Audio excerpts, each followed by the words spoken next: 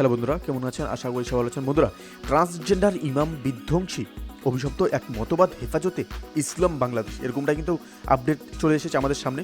অবশ্যই আমরা বিস্তারিত আলোচনা করবো। তার আগে আপনি যদি এই চ্যানেল নতুন থাকেন তাহলে চ্যানেলটি সাবস্ক্রাইব করে আমাদের পাশে থাকুন এরকম নিত্য নতুন রাজনৈতিক আপডেটগুলি এবং সর্বশেষ আপডেটগুলি সবার আগে পাওয়ার জন্য। তাহলে চলুন বন্ধুরা, শুরু করা যাক। হেফাজতে ইসলাম বাংলাদেশের মহাসচিব আল্লামা সাইজুর রহমান বলেছেন, ট্রান্সজেন্ডার ইস্যু নিয়ে দেশের সকল সেক্টরে চলেছে নানা রকম আলোচনা সমালোচনা। ট্রান্সজেন্ডার মতবাদ ইমাম বিধ্বংসী অভিশপ্ত এক মতবাদ। এই মতবাদ কোনোভাবেই এদেশে বাস্তবায়ন করতে দেওয়া যাবে না।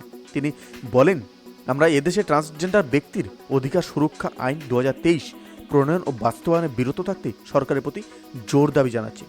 তিনি আরও বলেন, ব্র্যাক বিশ্ববিদ্যালয়ের শিক্ষক আসিফ মাহতাব ইসলামী মূল্যবোধ ও জাতিসত্তা বিরোধী পাঠ্যক্রমের পরিবর্তন দাবি করায় তাকে চাকরিচ্যুত করে ব্র্যাক মানবাধিকার বিরোধী কাজ করছে। ব্র্যাক ট্রান্সজেন্ডার নামক কুফরি মতবাদে বাস্তবায়নে পৃষ্ঠপোষকতা করছে। ব্র্যাক বিশ্ববিদ্যালয়কে নিঃশর্ত ক্ষমা চেয়ে এই অন্যায় সিদ্ধান্ত প্রত্যাহার করতে হবে।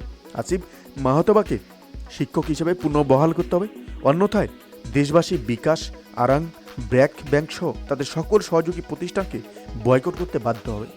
আজ শনিবার হেফাজতে ইসলাম বাংলাদেশের উদ্যোগে খিলগাঁও জামিয়া ইসলামিয়া মাগজানুল উলুমে এক জরুরি সভায় আল্লামা সাইজুর রহমান এসব কথা বলেন।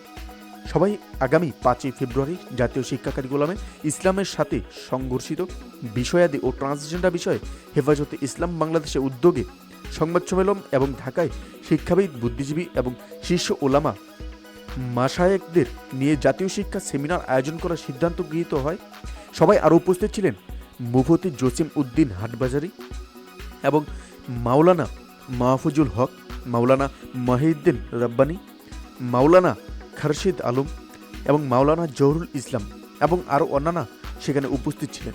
তো বন্ধুরা, এই ছিল আমাদের একটা ছোট্ট আপডেট যেটি আপনাদের সঙ্গে তুলে ধরলাম। অবশ্যই এই আপডেট সম্পর্কে আপনার কি মতামত সেটি আমাদের কমেন্টে জানাতে ভুলবেন না। ভালো থাকবেন, সুস্থ থাকবেন, ধন্যবাদ। দেখা হচ্ছে পরবর্তী নতুন একটি কোনো ভিডিওতে। আপনি কোথা থেকে দেখছেন সেটা আমাদের কমেন্টে জানাতে ভুলবেন না।